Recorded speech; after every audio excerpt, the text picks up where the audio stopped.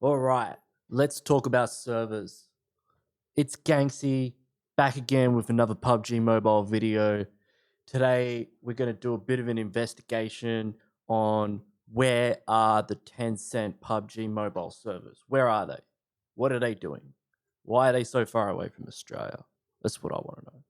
So, we've got a list here of the servers in game that you can select when you're looking for a match and you want to first cab off the rank, you want to select the server with the lowest number. That's usually a good guide.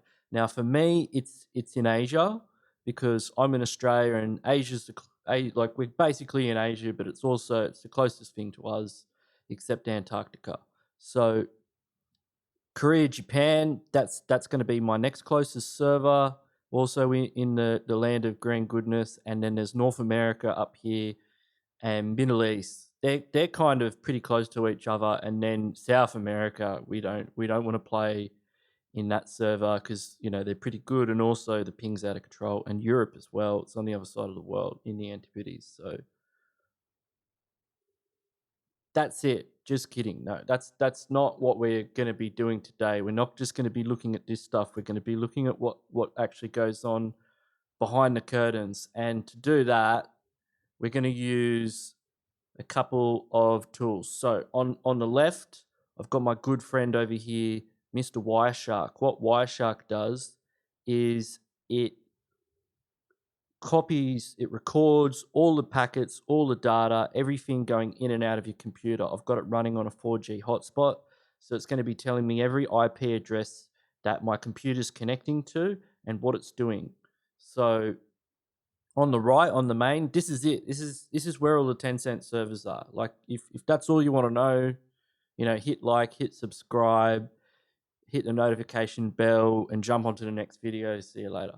But we'll go more into it than that. But this is where they all are. So the blue dots here are the regions, and the orange dots are the overseas cooperative infrastructure. So what that means is the blue dots are the servers that Tencent own and operate, and the orange ones are that they kind of half own them, or they're just renting server space, and we'll see some examples of that later on.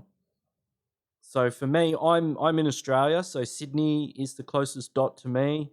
And if I was playing COD Mobile, boy, would I have good ping. I'd be on the green ping. I'd be less than 50 ms.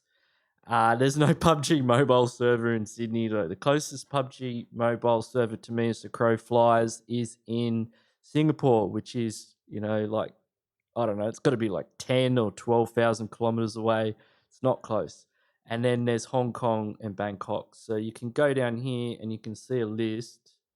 And oh no, the list is up. All right, you can see a list of all the servers here and all the things you can buy for them, because this is like Amazon, AWS. It's like Google's got their own thing, and Microsoft Azure. It's like this is cloud data center stuff. So if you were playing on Korea, Japan, Tokyo, and Seoul up here, they would be the servers you would be connecting to. If you were playing the Chinese version of the game, Beijing and Shanghai and Chengdu and Chongqing, they'd be all the servers there. And if you're in India and you're playing on the Asia server, Mumbai is the one you'd most likely connect to. If you're in Russia, it would be Moscow, which is the European server.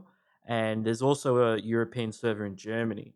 Now, the Middle East server, you notice there's no server in the Middle East. The Middle East server is actually also in Germany. And for some strange reason, it gives different pings. Now, why that is, I don't know. But that's one of the mysteries of Tencent. And then over here in North America, we've got Silicon Valley and Virginia. They're the two North American servers. So if you're playing in North America and you live on the West Coast, like in Washington or Oregon or California, and sometimes you play and your ping's really good, and then sometimes you play and your ping is a little bit higher than normal, you might be connecting to the server in Virginia, which is on the East Coast, and vice versa. So, and you'd find that in Australia as well. A lot of Australians like to play on the North America server, and I mean, this map, kind of makes it look like it's further away, but as we all know, that the Earth is a globe, and Sydney is a lot closer to Silicon Valley than it is Virginia. So if you're playing from Australia on the North America server and your ping is better than usual, you're probably on the Silicon Valley server, and if it's higher than usual, you'll be on the Virginia one. And there's a lot of different reasons as to why you connect to different servers. So let's not just look at a map. Let's prove it. So we're going to jump back into PUBG. We're going to do Middle East first, because Middle East, you got to see it to believe it. So we'll jump on the Middle East server. We'll go into a training room because I'm on an emulator and it just takes too long to find a match. So we'll go into a training room, and you can see here it's loading up. We've got the chicken suit and all the skins, but we don't care about that. We just want it to load in there, and then we're gonna go look at Wireshark. So we're in the training room. We don't even need PUBG anymore. We're gonna look at Wireshark, and we're gonna look for these IP addresses, and you're gonna start seeing this 49.51 quite regularly, and that looks like it's our candidate. So we're gonna go here. This is just an IP lookup website. It's just going to tell you punch an IP address into this site, and it's just going to spit out where it is and what it's doing, who owns it. So we've got 49.51.135.249. And I'm just looking here on my left. I'm just looking at the address that's popping up most consistently. So I'm going to look up this one, and it's in Germany. So that's the Middle East server. It's in Germany. And if we look over here, Frankfurt, that's Germany. That's where the sausages come from. So I don't know why the Middle East server is in Germany. If anyone knows how they've set it up, let me know in the chat. It'd be really interesting to find out. But we'll do a couple other ones as well. So we'll exit out of this training room. And what server should we pick next? We'll do South America. South America is interesting as well. That's an interesting one to look at. That really threw. When I was mucking around with this earlier, and I was like, where is this South American server? So we go training, TPP, we'll load in, and then close this down, and we'll have a look at Wireshark. And you can see Wireshark's getting very active. You can see all the connections are happening in there. It's talking to PUBG. It's saying what's up. PUBG's saying what's up back. How you going? What do you want? I want a training room. Give me an IP address. So 169. I think 169 is the one I'm seeing quite commonly. Yes, it is. So 169.57.194.80. That'll be the address of the server. So we'll look this one up. And it is in Sao Paulo. So Sao Paulo, Brazil. And it's by this company called SoftLayer Technologies. Now, this is the only PUBG mobile server that is in a data center that is not owned by Tencent. Now, there may be another one. I'll find it eventually. But so far, this is the only one I found. And this is interesting to me because I live in Australia and we don't have a server in Australia. So Tencent, if you're out there listening, I want a server. And it looks like you don't have to build a data center. It looks like you can use other people's servers. So do it. Make it happen. All right. So we can go through all the servers.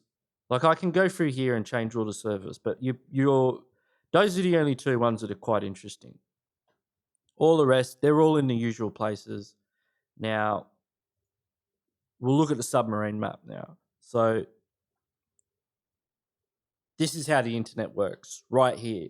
All these lines, all these colored lines, they're all cables. All these cables connect up all these different points at all these different countries, and they all go under the water, and they use fiber optics, which means they use lasers to transmit data, and they can transmit quite a lot of data. And because it's a laser, it travels quite fast through the cable, and it can travel quite far. So you can see now, like, why my ping to Brazil is going to be a lot higher than it would be to Germany. So Germany, I've got a couple of cables to go through. It's a fairly straight route. All these other places like Bangkok and Hong Kong, quite close to me. Even North America, the California servers, not too far away. But for me to get to this Sao Paulo server in Brazil, which is Sao Paulo's over here, it's just to the left of Rio de Janeiro, so it's over here. So I've got to travel all the way across the Pacific Ocean, and then I've got to travel all the way down here to Colombia, I believe, and then it would probably travel either overland or it would go all the way around the coast and down to Sao Paulo. So I'll close that. It's making noise. What is it? We'll exit out of this. Someone had an M249. So yeah, that's why that would take so long. So thanks everyone for watching. This is the beginning of a series of videos I'm going to be producing on this topic, which is, you know, how latency affects your game and how to improve it, which is basically how to get rid of lag. Like we're gonna work on a lot of stuff to get rid of lag in your games. It's gonna make your games a lot better. We're going to look into desync a little bit as well, but that's been covered by Bushka quite well. Check out his channel there for more information on that. But we're gonna be looking specifically into like lag itself, and I'm gonna answer a couple of questions that I hear a lot. Like, is mobile data better than Wi-Fi? And the short answer to that is it depends, and I'll go more into that in another video. And what causes like lag spikes, and we'll look into some other situations like custom rooms as well. So if you've enjoyed this video, hit the like button. If you want to see more content, hit subscribe, and don't forget to hit the notification bell as well so all the videos show up in your feed. And yeah, thanks everybody for watching, and I'll catch you in the next one.